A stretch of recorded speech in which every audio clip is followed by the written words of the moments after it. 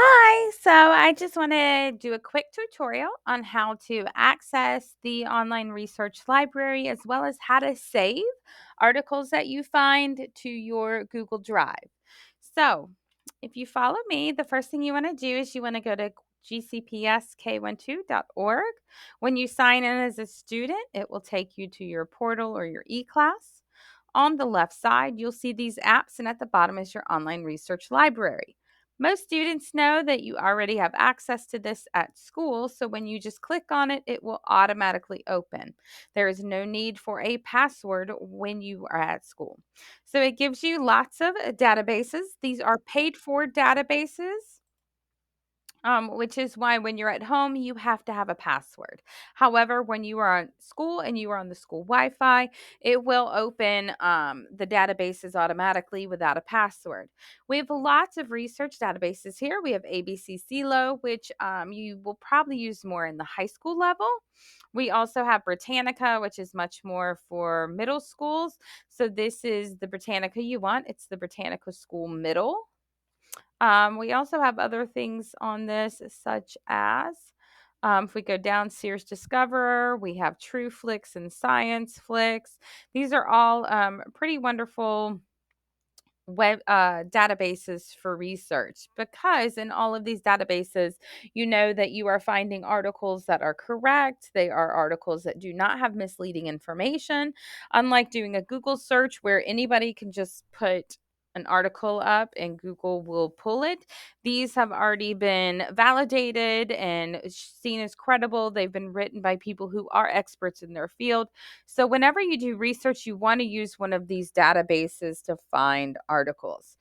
So, for instance, if we are doing an article on maybe a social issue or a current issue that is happening, within our society, we want to use Sears Discoverer. This is always a fun one to use. So, we're going to do Open Now. Again, when you are at school, you will not have to have a password.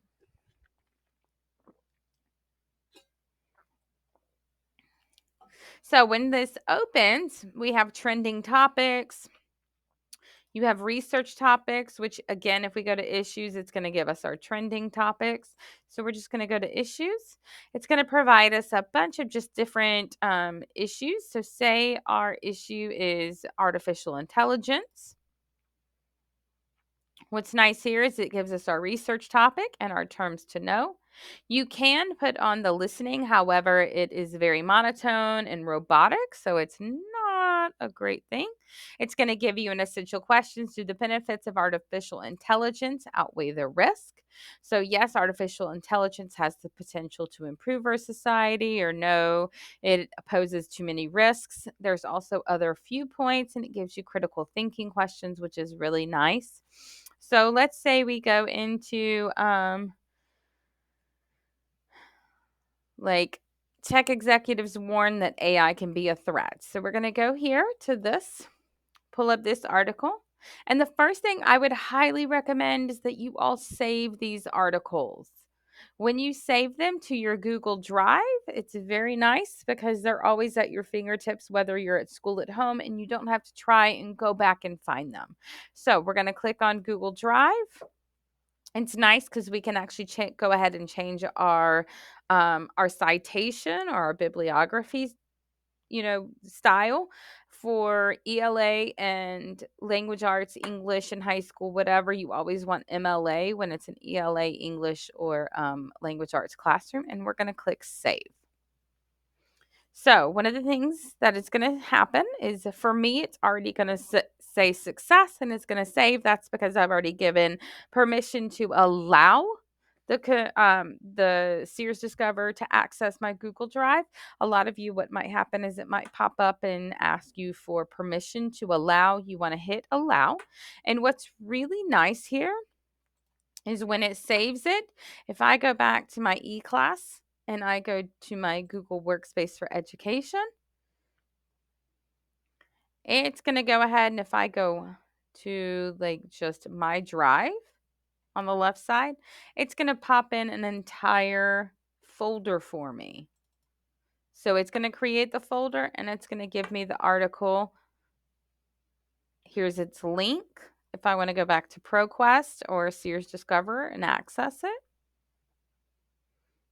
And it gives me my citation as well for my bibliography page. So it makes it very easy. You already have this. And what's really nice is I can go through here, and if I want to highlight, I can sit here and highlight. If I want other things, I can sit here and make comments on the side, which is really nice. Okay. So it just gives it really easy access.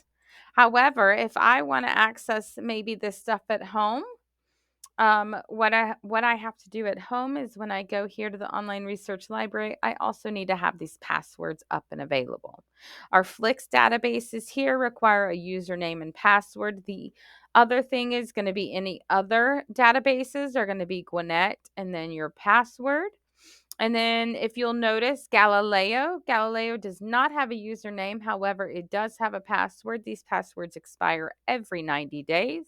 And then if it is a Galileo database, it's going to have this little icon next to it. So we'll go back to our database. Sears Discover is not. Notice there's no icon on this one. So it's a ProQuest. So we will use the all other databases. So we'll use our student name and our password. But again, please remember you only have to do this at home. So this is how you access the online databases as well as the articles from home and at school. I hope this was helpful.